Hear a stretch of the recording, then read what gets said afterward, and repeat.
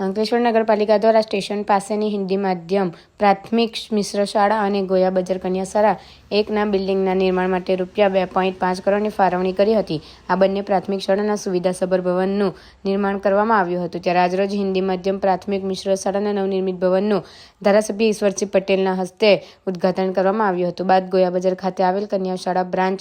1નું 90 લાખના ખર્ચે નિર્માણ પામેલ બિલ્ડિંગનું ધારાસભ્ય ઈશ્વરસિંહ પટેલના હસ્તે ઉદ્ઘાટન કરવામાં આવ્યું હતું. આ ઉદ્ઘાટન પ્રસંગે નગરપાલિકાના પ્રમુખ લલિતાબેન રાજપુરોહિત, કારોબારી અધ્યક્ષ નિલેશ પટેલ, નગર શિક્ષણ સમિતિના વાઇસ ચેરમેન રમણભાઈ પટેલ, તાલુકા પંચાયતના સભ્ય અરવિંદ પટેલ, શહેર ભાજપ પ્રમુખ ધર્મેન્દ્ર પુષ્કણા સહિત પાલિકાના સભ્યો અને શિક્ષકો ઉપસ્થિત રહ્યા હતા.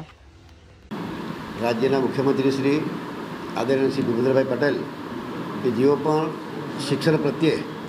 સજાગ રહીને તમામ વિસ્તારોની અંદર, તમામ છેવાડાના વિસ્તાર સુધી ગરીબ મધ્યમ વર્ગના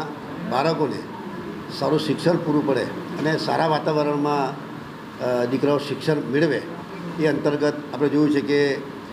આજથી 25 વર્ષ પહેલાં એટલે કે 2003ની આજુબાજુ આપણા રાજ્યના તત્કાલીન મુખ્યમંત્રી શ્રી અને આજના દેશના વડાપ્રધાન આદરણીય શ્રી નરેન્દ્ર મોદી સાહેબે સારા પ્રયાસો અને કન્યાકિરણની રથયાત્રા દ્વારા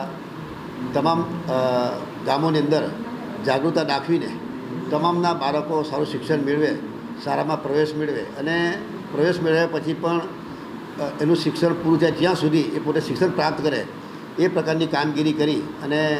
જોઈએ છે આજે કે અંકલેશ્વર નગરપાલિકાની અંદર હિન્દી મીડિયમ શાળાની અંદર ₹1.15 કરોડ, ગોયા બજારની અંદર ₹90 લાખ, આમ મળીને સ્ટેશન એટલે કે અહીંયા હિન્દી માધ્યમિક શાળાની અંદર 10 જેટલા ઓરડાઓ, અહીંયા ગોયા બજારની અંદર 6 ઓરડા, એક પ્રિન્સિપાલની ઓફિસ અને હોલ, આમ મળીને ₹2.5 લાખ નગરપાલિકા દ્વારા આજે આ 2 શાળાઓનું લોકાર્પણ થયું. ત્યારે હું ખૂબ ખૂબ અભિનંદન પાઠવું છું અને બાળકોને પોતે આ શાળાનું મકાન આપણું છે, આપણે એનું સ્વચ્છ રાખીએ એવી સૌ બાળકોને અને શિક્ષક મિત્રોને વિનંતી પણ કરું છું.